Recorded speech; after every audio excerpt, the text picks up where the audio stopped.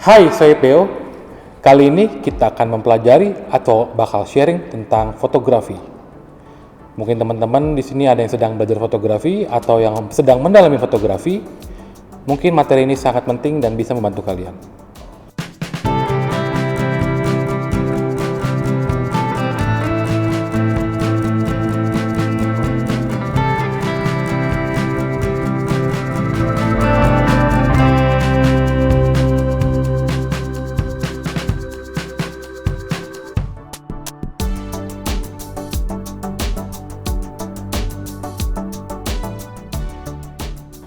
Fotografi banyak macamnya. Ada fotografi menggunakan kamera ataupun menggunakan handphone. Kali ini kita akan membahas fotografi yang menggunakan kamera. Nah, sebelum kita menggunakan kamera, kita harus tahu karakter dari kamera tersebut dan jenis-jenis kamera. Kamera yang kita tahu dan kita pahami ada berbagai jenis, tapi di sini kita kerucutkan lagi, kita lebih simpelkan lagi ke jenis kamera analog dan kamera digital. Nah, kamera digital dan analog itu hanya membedakan tentang media penyimpanannya dan sistematis atau mekaniknya. Kalau analog tidak menggunakan sistem elektrikal alias tidak menggunakan baterai, tapi di tengah-tengahnya lagi ada semi otomatis. Tapi masih analog juga, media penyimpanan film menggunakan baterai, tapi tetap film. Langsung kita masuk ke digital. Digital jenisnya banyak, ada DSLR, ada pocket kamera, ada mirrorless. Nah, kamera yang sering dipakai sama teman-teman penyuka fotografi, khususnya pemula atau khususnya entry level, teman-teman pasti menggunakan kamera DSLR. Karena kenapa? Kamera DSLR itu sangat simple dan lebih masuk ke pengaturannya lebih mudah. Nah, sebelumnya kita akan membandingkan dulu nih beberapa kamera yang kita bahas secara rinci lagi nantinya. Tapi sebelum itu kita akan membagi dulu nih beberapa kamera yang bakal kita pelajari. DSLR dan mirrorless, ini kamera paling vital yang sering kita jumpai. Cuman teman-teman kadang-kadang suka bingung milih DSLR atau milih mirrorless sih. Nah, kalau menurut saya sendiri, mirrorless itu yang membedakan adalah penangkapan gambarnya, sinyal gambarnya. Contoh ya, kalau di DSLR dari namanya saja sudah ketahuan DSLR, Digital Single Lens Reflex. Berarti dia menggunakan sistem refleksi dari memantulkan cahaya di dalam bodi kameranya. Tapi kalau mirrorless, dia tidak menggunakan kaca atau cermin untuk memantulkan cahaya, langsung masuk ke dalam sensor. Tapi menurut saya pribadi, untuk menggunakan kamera DSLR atau mirrorless, saya lebih mementingkan menggunakan kamera sesuai kebutuhan. Kalau kita butuh urgent atau butuh dengan momen cepat, ya mungkin kita lebih enak menggunakan DSLR. Karena kenapa? DSLR menu-menunya gampang. Menunya bisa kita lihat, ada tombol untuk speed ada, atau shutter juga ada, speed atau shutter ada, untuk diafragma ada, untuk ISO ada. Itu sangat mudah. Tapi lain halnya di mirrorless. Mirrorless itu jenis tombolan sedikit. Jadi kadang-kadang kita agak kesusahan untuk mengatur atau menu-menunya kalau belum terbiasa.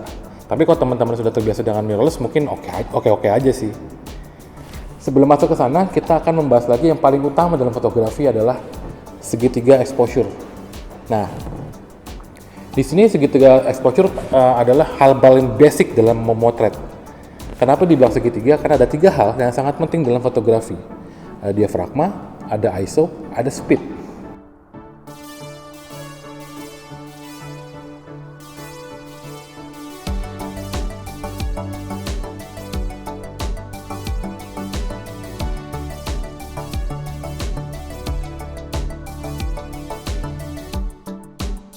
Segitiga exposure yang pertama kita bahas adalah ISO. Itu dimana adalah tempat tingkatan sensitivitas sensor kamera terhadap cahaya.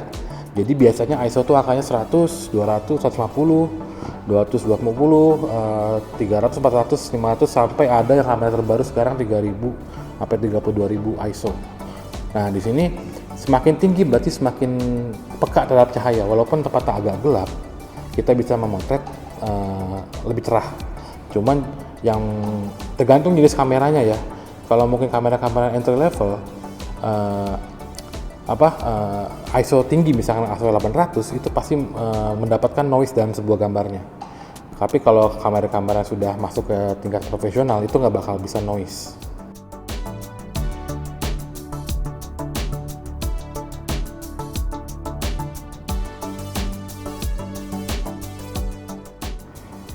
Yang kedua ada diafragma atau arpeter. Nah, di sini adalah bukaan lensa. Bukaan lensa itu jadi di dalam lensa itu ada seperti rana gitu. Seperti rana gitu. Jadi itu di mana tempat mengatur cahaya yang masuk, ya. Masuk ke sensor atau masuk ke bodi kamera. Sebesar apa? Semakin besar angkanya, maka semakin kecil bukaannya di dalam lensanya. Jadi angkanya besar bukan berarti angkanya besar bukan berarti bukaannya besar juga, enggak, malah bukaannya kecil, semakin memfokuskan gambarnya. Tapi kalau bukaannya besar tapi angkanya kecil, jadi kebalikannya. Misalkan bukaan 1,8, berarti diafragmanya kebuka, lebarnya gede banget, bisa segini. Tapi kalau kita menggunakan angka di 18 atau 22, itu bakal segini, kecil banget. Jadi perbedaan seperti itu. Jadi kalau angkanya besar, cahaya yang masuk lebih dikit, cuman fokus. Nah, itu kita nggak usah takut, misalkan nggak usah takut karena gelap. Kita bisa ngebantu dengan flash atau lampu.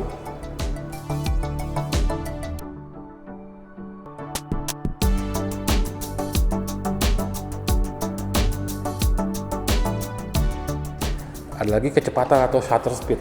Nah, di sini di mana kecepatan shutter itu atau lubangnya ngebuka atau nutup itu cepat apa enggak.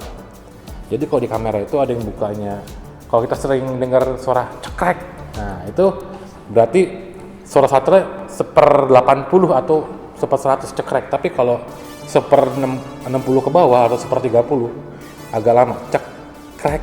Nah, jadi si rananya itu ngebukanya cekrek. Nah, jadi speed itu mengatur seperti itu. Nah, di segitiga exposure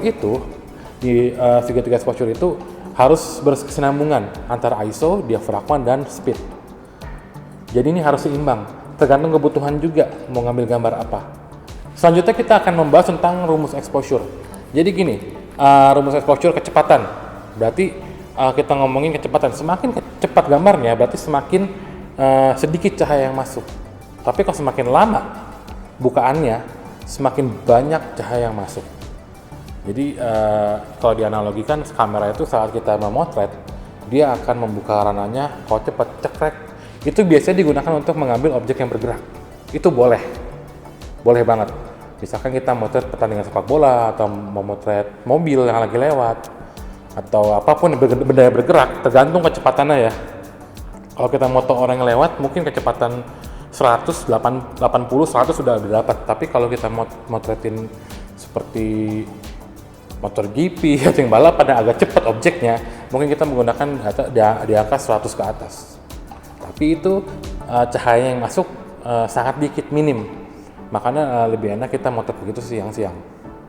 Bisa aja sih malam, cuman ya kita naikin ISO-nya. Cuman ya itu kondisinya pasti noise itu bakal ada. Nah, kalau shutter bukanya lama, cahaya banyak yang masuk. Bener banyak yang masuk, cuman harus dikontrol juga. Terlalu banyak cahaya yang masuk, nanti yang ada over atau over exposure namanya. Jadi kita akan ada istilahnya, ada under, ada over. Jadi kalau over tuh terlalu terang, kalau under terlalu gelap. Jadi kalau semakin lama kita bukanya, nah itu cahaya masuk itu bisa agak terang. Kalau di suasana malam biasanya agak-agak gelap. Tapi kalau kalian memotret di suasana siang seperti ini menggunakan speed yang lama, itu saya yakin pasti gambarnya over. Nah, di sini objek-objek yang bergerak itu biasanya kita menggunakan speed yang cepat, tapi ada juga objek bergerak tapi menggunakan speed yang agak lama. Seperti teknik foto panning. Nanti saya akan bahas di pertemuan berikutnya tentang panning. Itu adalah salah satu teknik dasar dari fotografi. Kecepatan rana di sini kalau kita menggunakan speed rendah, berarti cahaya yang masuk tinggi atau terang. Tapi kalau menggunakan cahaya yang cepat, speed yang cepat, yang cahaya yang masuk itu sedikit atau lebih agak gelap. Hasil gambarnya apa? Kalau kita mengambil gambar di speed 1/4 itu pasti gambarnya blur. 1/4, 1/8, pokoknya di angka di bawah 1/60 itu pasti blur untuk objek-objek yang sedang bergerak. Tapi kalau diam enggak ya. Tapi kalau menggunakan speed ke atas, objek-objek yang bergerak akan terlihat diam atau freeze. Istilah ada freeze, ada freezing, itu istilah fotografi menangkap benda yang bergerak. Tadi sudah speed, kita masuk ke ISO. ISO itu yang tadi saya bilang, sensitivity pada cahayanya itu dia bisa terang bisa gelap. Kalau kita menggunakan ISO 100 itu gambarnya bisa detail atau jernih. Tapi kalau kita semakin tinggi ISO kita pakai, semakin sensitif, memang sensitif. Jadi gambar agak gelap bisa kelihatan terang, cuman noise itu paling bentuk-bentuk bintik-bintik di dalam foto kalian. Ya, jadi saya harap teman-teman kalau menggunakan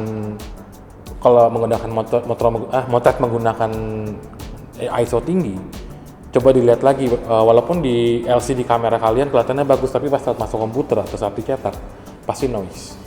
Kalau ISO yang saya rekomendasikan saat kita motret di dalam ruangan itu biasanya kita tergantung ya, kalau dalam ruangan itu kalau kita menggunakan flash atau lampu foto softbox atau flash atau namanya shutter flash itu gunakan ISO di atas jangan di atas, gunakan ISO 100. Karena kenapa? Kekurangan cahaya kita sudah bisa dibantu dengan lampu. Tapi kalau di lokasi outdoor ya 100 juga cukup sih. Tapi kalau nggak punya lampu ya gunakan ISO 400 sampai 800 ataupun sampai seterusnya. Tergantung spek kamera kalian. Cuman ya resikonya bakal noise nantinya. Kita masuk ke diafragma. Diafragma itu yang mengatur bukan lensa ya. Nah di sini teman-teman pasti ada istilah bokeh.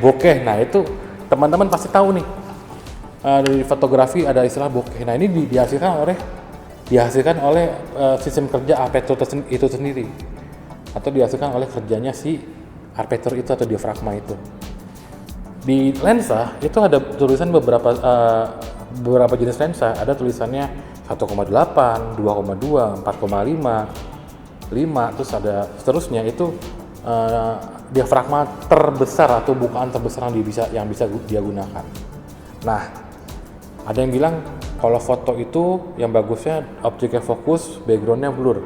Itu kebanyakan ada yang bilang kayak gitu. Cuman tergantung kebutuhan. Kalau kita membutuhkan gambar seperti itu untuk memisahkan jarak ya objek sama background. Nah itu bisa kita menggunakan bokeh. Itu bisanya di angka 2 atau f2, diafragma bukannya 2. Atau di bawahnya lagi 1,8 itu bisa dibikin agak-agak bokeh atau blur.